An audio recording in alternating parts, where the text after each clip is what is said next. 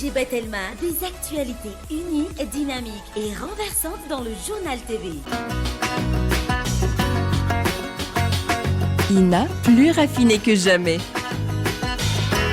ITA, huilerie industrielle de Tamata, isacham Telsuruariv.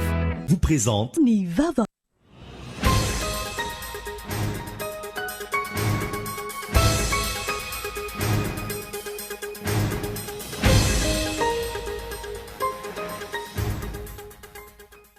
Maro ny naratra sy torana vokatra ny fifandona teo amin'ny sampino teo amin'ny fiangonan'i Jesosy mamonjy ny maraina teo. Nofoanana ny fotoam-bavaka ary voaterina avoaka ny fiangonana ny mpino rehetra. Mila fiovana voarindra sy matotra tsara ary eken'ny rehetra ny rafi-panabeazana eto Madagasikara hoy ny manam-pahaizana manokana momba ny fanabeazana raha nanontaniany. Antony mitotongana ny fara-pahaizana zanaka malagasy ary mihimba ny fomba fisainana. Eo amin'ny maresaka iraisam-pirenena, olona 270 no fantatra fa namony ainy ary maherin'ny 20 ireo naratra vokatra ny famaizana fiangonana tao Caire Egypte tamin'ity androany ity, ankiziny ankamarony tamin'izany. Ary avy hatrany ny andindininy mahakasika ireo.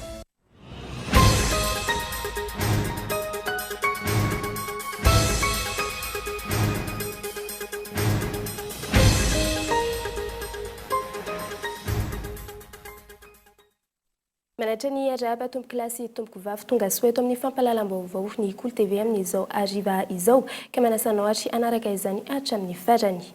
Maro ny naratra sy torana vokatry ny fifandonana ny sampino teo amin'ny fiangonana Jesosy mamonjy ny maraina teo.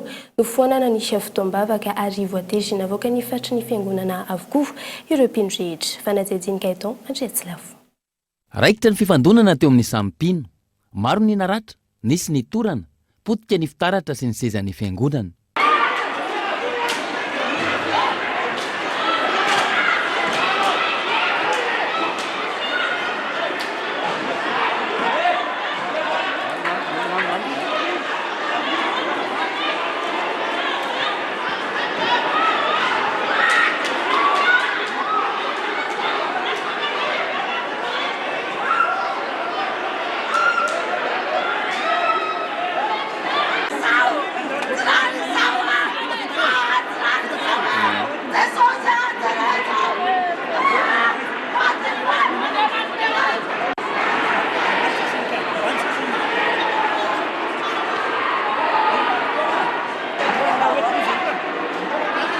Préfet tsy mahafantatra zay zava-misy anatiny fa momba ny lalàna ny fantatry préfet zay le izy anao zao.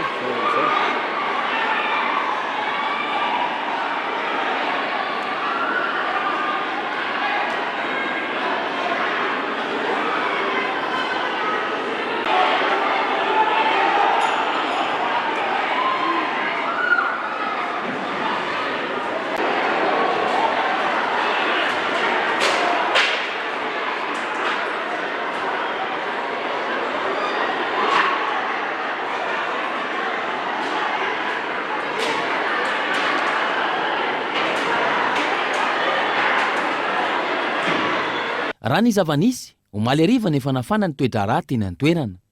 Maro tamin'ireo mpino no tsy afaka niditra intsony raha nikasa anao alim-bavaka atao mpiangonana.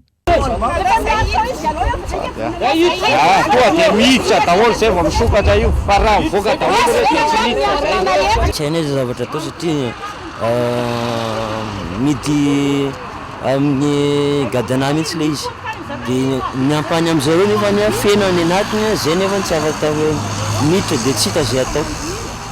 Ka mba mangataka vahaolana amin'izay mety afaka mamaha olana fa tena te hivavaka zay. Teo ivelany araka izany ny ampahany tamin'ireo mpino nanao fotoam-bavaka ary ny ampahany sasany tao anatiny.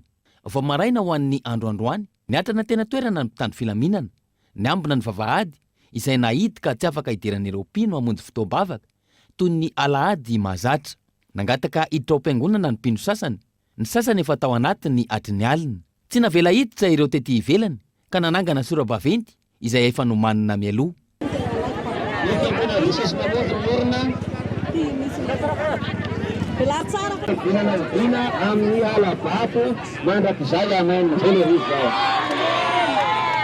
Sora-baventy izay milaza fa tsy tokony hidiran'ny mpanao politika ny raharaha-piangonana.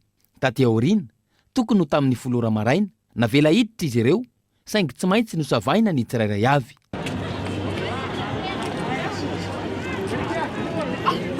Rehefa tafiditra, raikitra ny fifandonana teo amin'ny andaniny sy ny ankilany, izany hoe ireo mpino tao anatiny sy ireo tety ivelany.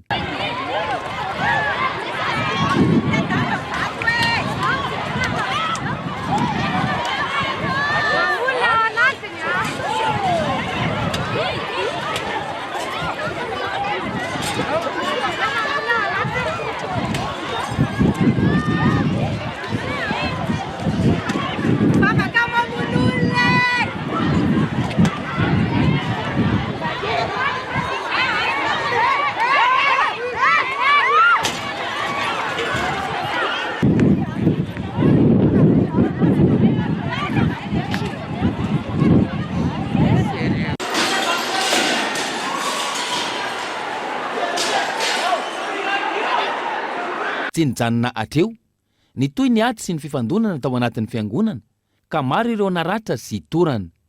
Nitoy hatrany ny fifandonana tao am-piangonana, ka tsy maintsy niditra an-tsehatra ny mpitandro filaminana. Tsy maintsy navoaka hiala ny faritry ny fiangonana avokoa ny rehetra.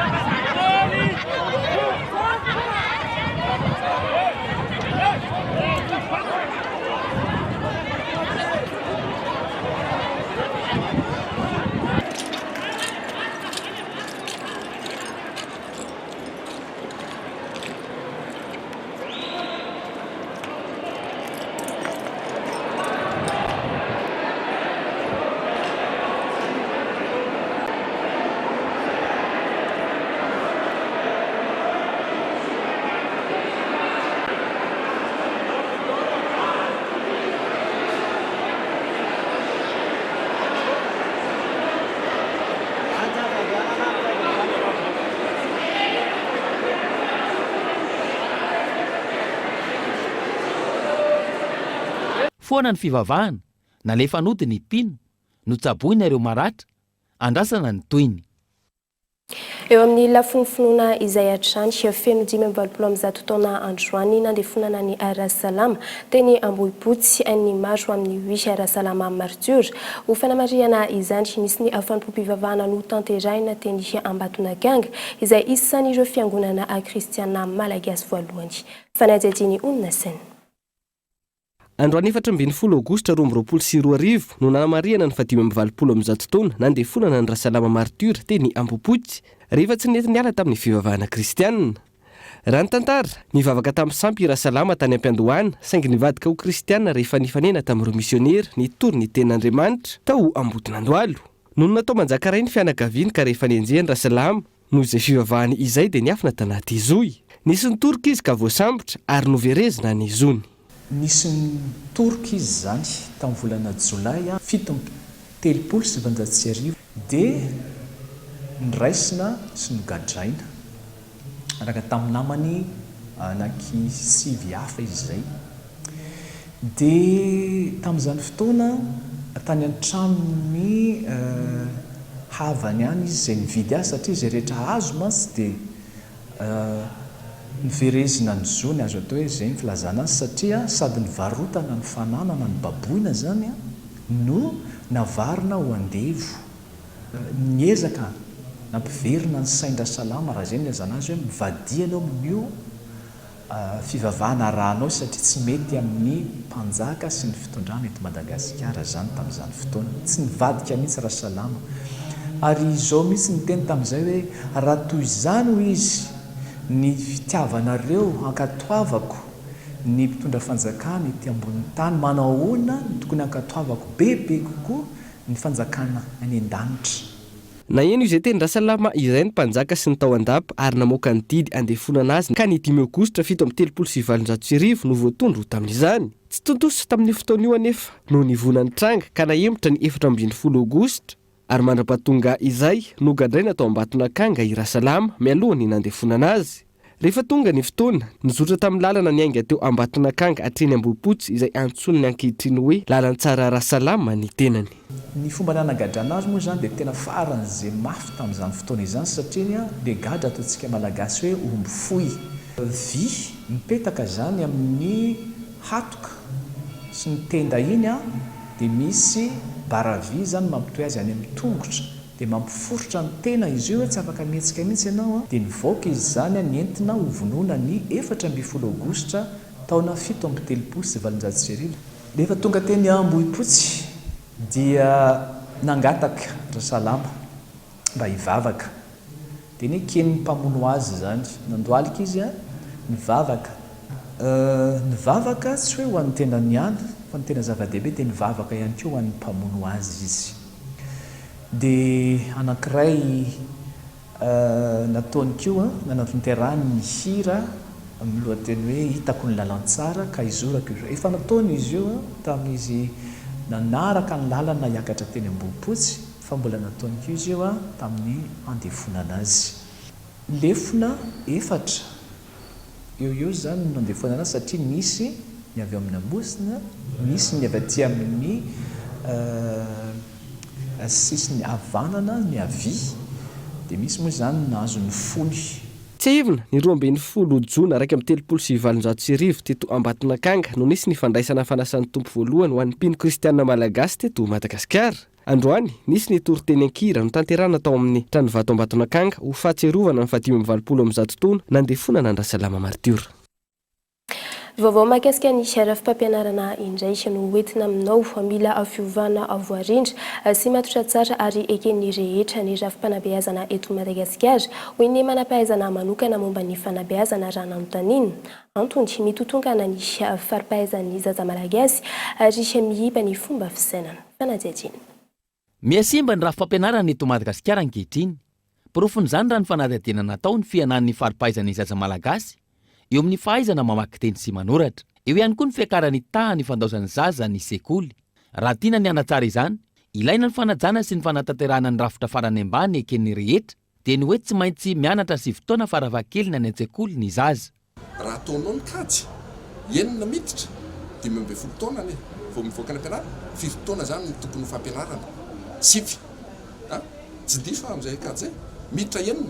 Tokony ho 7 taona zany ny ankizy any ampianarana dia ao anatin'ny 7 taona io ny rafetanao arafitra ny ankizy tokony ahay rehefa mivoaka avy eo ny ankizy tokony afaka mivelatra ho an'ny tenany ary manampy ny tontolo ekonomika zay ihany amiko rehefa tsy mifanaraka amin'ny hoe 7 taona ny ampianarana tsy misy miala 12 taona zako hoe tsy mandeha lavitra fa ny akamaroan'ny malagasy dia mbola ho bato eo amin'ny 10 isan-jato mety latsak'izay ny malagasy tsy nandihy kory fianarana tsy miditra n'izany trano-pianarana zany kory ho an'ireo izay miditra ny sasany tsy mahavita 5 taona. Narina ny vola napetraka tamin'ireo zaza nandao sekoly raha ny fanazavana hatrany izany hoe tsy nahitana vokany ny vola nampiasain'ireo ray aman-dreny nandritra ny fotoana ny anaran'ireo zaza nandao sekoly ireo. Ankilany tokony jerena mifanaraka amin'ny fampianarana ny hoenti-manao sy ny hoenti-manana ahafana mahazo tombontsoa ny daholobe. Le tompony rapitso le vidiny androany ka hoanina sokajin'olona tena matra tsy mety misy le hoe betsaka kokoa no ny vidiny ny tombony dia ampitomboinao ahenanao aloha ny vidiny ka na 0 ary ny vidiny mbola tsy ampy dia amenao bénéfice direct izy dia tonga izy rehefa mirafitra zay le politika mpampianarana dia mijerytsika rehetrarehetra hoe ahoana ny andaminantsika an'izay rehetra izay fa tsy napetraka io nanatra na nametraka an'io fa rehefa karaha hovaina foana dia izy hoe ala hovainy zay hovainy fa ity ny fanarahana kely indrindra io tsy azo hovainy zay tonga rehetrarehetra. Mila jerena manokana ihany koa raha ny fanazavana ny momba ireo mpampianatra indrindra ny karama. Ny vola fa le vola atao iny ny mpampianatra rehefa tsy mahay mamaky teny sy manoratra mpampianatra ao inona mpianatra tsy mahay mamaky teny sy manoratra koa ka raha ny mpampianatra ary nono tsy ampy azy ny vola hoanina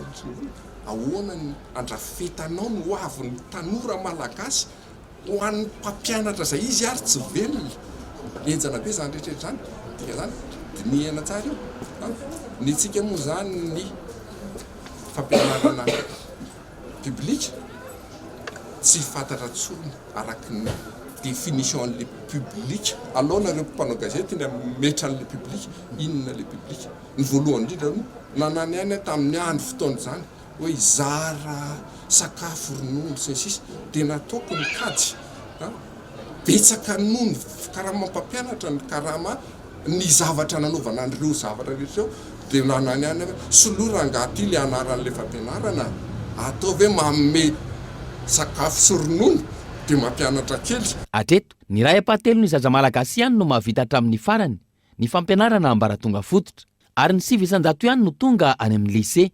Raha tiana nisy ny fandrosoana tsy maintsy hirosoana ny fanatsarana ny rafim-fampianarana eto amintsika. Tafiditra anatin'izany ny famahana ireo olana rehetra mitranga manodidina ity fampianarana ity. Raha tsy ahivina teboka 3 lehibe no apetraky ny PSE izay natao hanatsarana ny kalitaon'ny fanabeazana eto Madagasikara. Voalohany, lasa 7 taona ny fanabeazana fototra. Faharoa, foanana ny CEPE. Fahatelo, ovaina miandalana ny tetiandro mpampianarana. Ny fampiarana ny PSE izay niteraka resabe teto amintsika atizay ka hatramin'izao. Raha ny antotanisy avy amin'ny ministera ny fahasalamam-bahoaka tao anatin'ny herinandro nanomboka ny faha 4 aogositra hatramin'ny faha 12 aogositra olona aray no fantatra fa namony ainy raha toka 12 ireo olona voamarina fa mitondra ny avalana aretina Covid-19 tamin'ny fitiliana miisa 7,7 ka teto amin'ny faritra Analamanga avokoa ny 7 tamin'ireo tranga vaovao 7 kosa ireo sitrana Somatsara ary roa amin'ireo marary no ahitana tranga fasarotana. Marana ny tapany voalohany amin'ny fampahalalam-baovao isento kely ao anatin'ireto dokam-barotra ireto. Ndawary.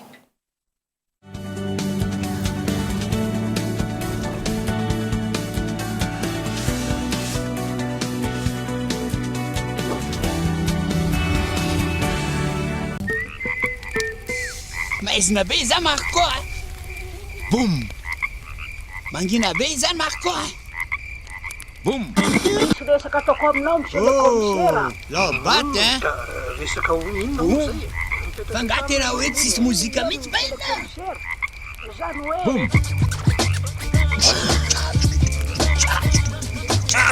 Vaovao balika boum. Fitaovana mandeha amin'ny herin'ny masoandro misy jiro entanana efa miaraka amin'ny radio sy MP3 ary afaka mamahana finday manomboka amin'ny 900 ariary monja isan'andro mandra-pahaveninao ny vidiny manontolo. Balika mamiratra no aviko.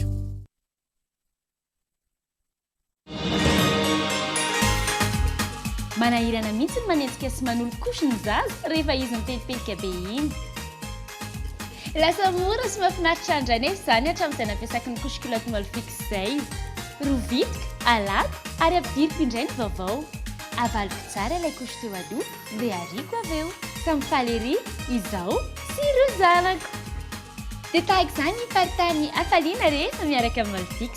Ho antsika mama rehetra andao mampiasa couche-culotte Molfix ho an'ny zanantsika mba hitondra fifaliana hatrany. Molfix mitombo amin'ny fifaliana. Ina dia vita amin'ny soja voafantina mba hampatsiro ireo karazan-tsakafo karakarainao. Ny menaka Ina dia ahitana oméga 3 sy oméga 6 ary ara-pahasalamana no notrikaina entin'ny soja. Ina ilay menaka manome tsirony nahandronao isan'andro.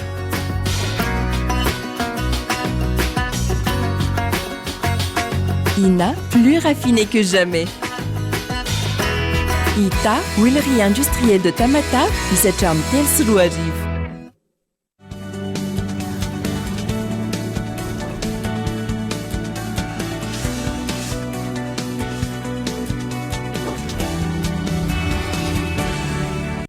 Tafaverina indray eto amin'ny fotoana ny fampahalalam-baovao isika lafo teo amin'ny dingana afamaranana tamin'ny salanisa miisa 1,4 ny ekipa pirenena malagasy lehilahy U18 raha ny fanandrana tamin'ny Egypte faharoa araka izany laharana misy atsika eto Afrika. Izy io fampanoana ny ekipa pirenena malagasy izay efa nanomboka ny lahatra hatramin'ny maraina be mba azo tapakila ijerena ity lalao famaranana ity. Fanampanazavana.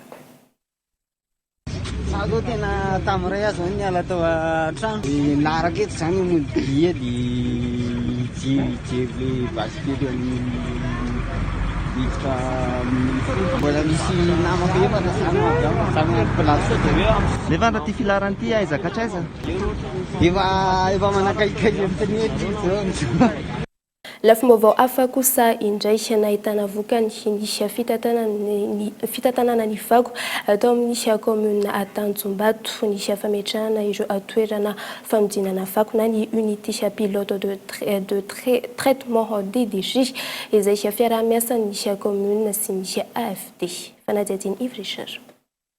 Isan'ny commune mamoaka fako be indrindra ny Atanjombato indrindra manoloana ny famaroan'ny mponina ny tsena sononasa mitsangana eny an-toerana. Raha olana ho an'ny commune hatrizay araka izany ny toeram-panatobiana fako izay efa mahatratra ny taona maro isan'andro ary tsaika azy voafehy intsony raha ny teto Tongarivo. Nivadika ny sary vantany tafapetraka ny toerana fanodinana ny fako ho lasa zezika organika. Ny arahany AFD sy ny commune Atanjombato nanomboka ny taondasa. Ny fako indray no manomboka tsy maharaka eny an-toerana isan'andro.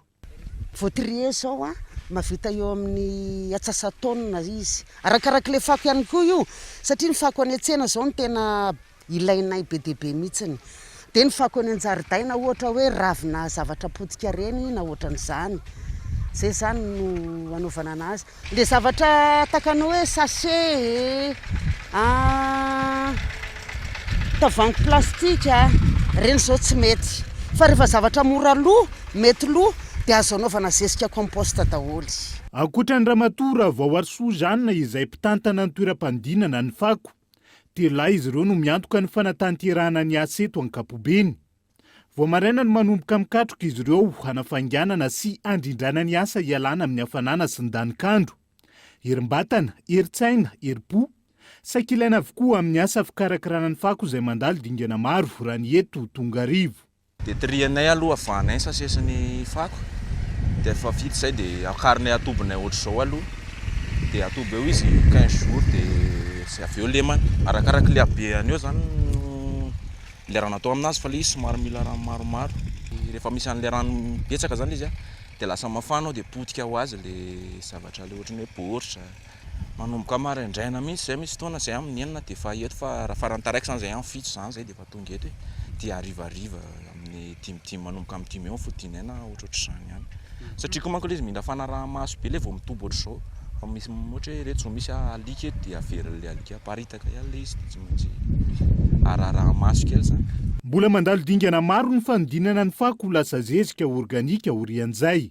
Ry zao le izy zezika masaka dia nicriblena teto vita zany crible voalohany dia tamizena am'tindray dia io zao izy efa mahazo zezika ianao compost zany ty bio le izy tsisy ninina mihitsy efa navana daholo na ny vy na nina ary amin'ny voalohany ary dia efa sorona ny zavatra rehetra arakaraka le zezika vita avy ary aloha ny anaovana anazy ndraindray zay raha vao manao azy satria afaka roa volana sy tapany vao mahazo zezika ane dia par jour zao ny anaovana anazy mahazo 500 androany zao maly ry zareo nanao antikatra dia nahazo atsasataonina vita iny zao dia ampidirina ato amin'ny magasin de stockage. Nanapetraka oronjato ariary azy ary ny kilaonjezika compost mbola ny mpamboly eto an-toerana sy ny manodidina no manjifa ny vokatra hatreto. Zato hatramin'ny roanjato kilao no alain'ny tantsaha iray amin'izany ka tsy mbola ahafahan'izy ireo mampivelatra ny orinasa kely. Efa maro ihany koa ireo tantsaha izay efa mirotsaka an-tsehatra mivantana amin'ny fakana ny zezika eny an-toerana. Zezika no alaiko eto zezipako ty vao amboleko hoanana zay zany no akako an'ity zezika eto ty hatramin'izay namboleko aloha zany za dia ty zezipako ty foana zany ny tena miasa amiko fa za tsy mampiasa zezika omby ohatra hoe misy parcelle anakefatra zao no tsy maintsy asiana zezika dia arakarak'izay no akako zezipako mety mahita efatra kitapo ahako zany hoe ray kitapo isaky ny mandeha isaky ny parcelle ray zany. Mponina maro araka izany no manomboka mivelona amin'ny fikirakirana ny fako eny an-toerana ankoatra ireo izay tsy tafiditra anatin'ny toeram-panodinana ny fako ao Tongarivo. Betsaka ny manao asa indrindra ny fakana zezika eny ivelany na izany ampiasaina anaovana fambolena na amidy ihany koa. Antony namafisany tompon'andraikitra ny hanatsarana trany ny toeram-pandinana ny fako, indrindra amin'ny fametrahana tetika samy ompana amin'ny fako plastika sy ireo sarotra levonina, izay maro mitobaka eny an-toerana ihany koa. Eo amin'ny maresaka iraisam-pirenena kosa indray olona 420 hatreto no fantatra fa namono ainy vokatry ny famezana ny fiangonana iray atao Kera Egypte ary mahery ny 20 ireo naratra amin'ireo niarambona maro ankizy no maro amin'izy ireo hoy ny tompon'andraikitra. Olana teo amin'ny herinaratra hatreto no voalaza fa nahatonga ny famezana tonga ara-potoana ny mpamonjy vonona. Klasy tompoko vavy no azonaina tolotra taminao tamin'ity androany ity ankasitranainao tany tokatrano tany nanaraka izany hatramin'ny farany. Veloma tompoko.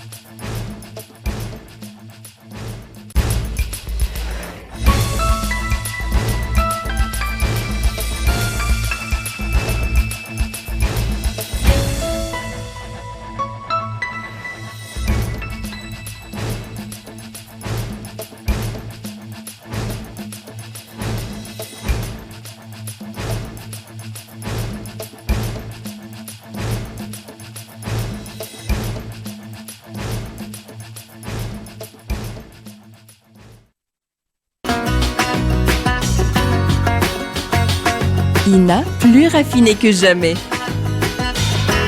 Ita, huilerie industrielle de Tamata, vous a présenté Nivavo.